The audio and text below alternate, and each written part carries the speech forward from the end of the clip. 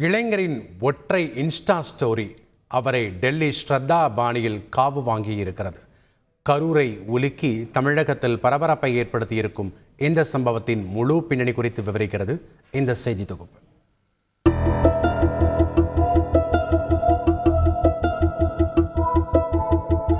ஒரு வாரத்திற்கு முன் காணாமல் போன மகனை உடல் துண்டு துண்டாக்கப்பட்ட நிலையில் வெட்டி கொலை செய்யப்பட்டு சடலமாக கண்ட தாயின் கதறல்தான் இது.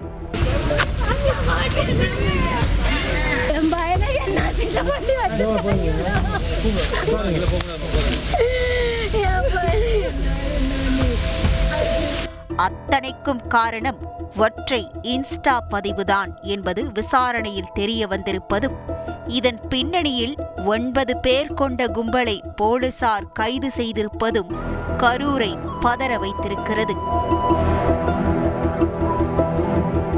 கரூர் தெற்கு காந்தி கிராமம் கம்பன் தெருவை சேர்ந்தவர் ஜீவா.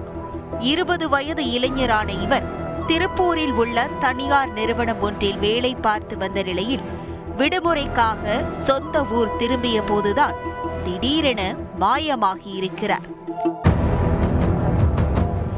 கடந்த 22ஆம் தேதியே இளைஞரை காணவில்லை என கூறி ஜீவாவின் தாய் போலீசில் புகார் அளித்த நிலையில் தெற்கு காந்தி கிராமத்தின் சுற்று வட்டாரத்தை சேர்ந்த இளைஞர் ஒருவரை போலீசார் சந்தேகத்தின் அடிப்படையில் பிடித்து விசாரணை நடத்தியிருக்கின்றனர்.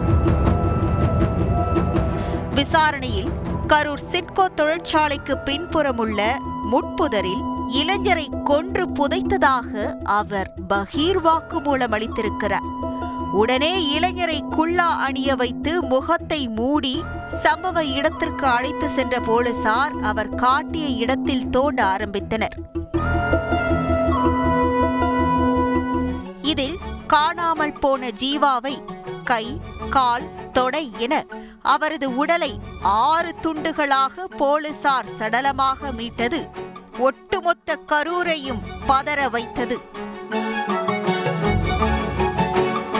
தொடர்ந்து இளைஞர் ஒருவரிடம் நடத்திய விசாரணையின் அடிப்படையில் வடக்கு காந்தி கிராமம் ஈபி காலனியை சேர்ந்த இளைஞர்கள் என அடுத்தடுத்து 9 பேரை போலீசார் கைது செய்தது கரூரை மேலும் பரபரப்புக்கு உள்ளாக்கியது.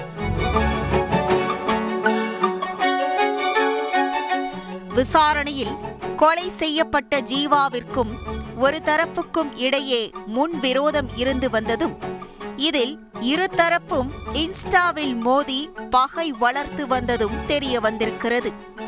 இதில் சில நாட்களுக்கு முன் ஈபி காலனியை சேர்ந்த சசிகுமார் என்பவரை அவரின் தலையை சீவப்போவதாக கூறி ஜீவா இன்ஸ்டாவில் ஸ்டோரி வைத்திருக்கிறார். இந்த நிலையில்தான் அவர் விடுமுறைக்காக சொந்த ஊர் வந்த நிலையில் அவரை கும்பல் கடத்தி சென்று துண்டு துண்டாக வெட்டி படுகொலை செய்து புதைத்திருக்கின்றனர்.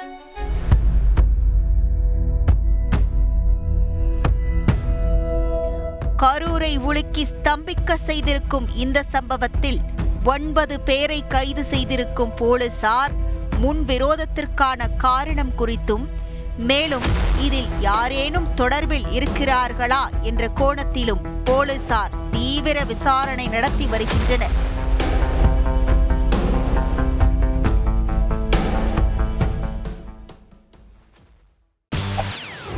செய்திகளை உடனுக்குடன் தெரிந்து கொள்ள உடனே சப்ஸ்கிரைப் பண்ணுங்க.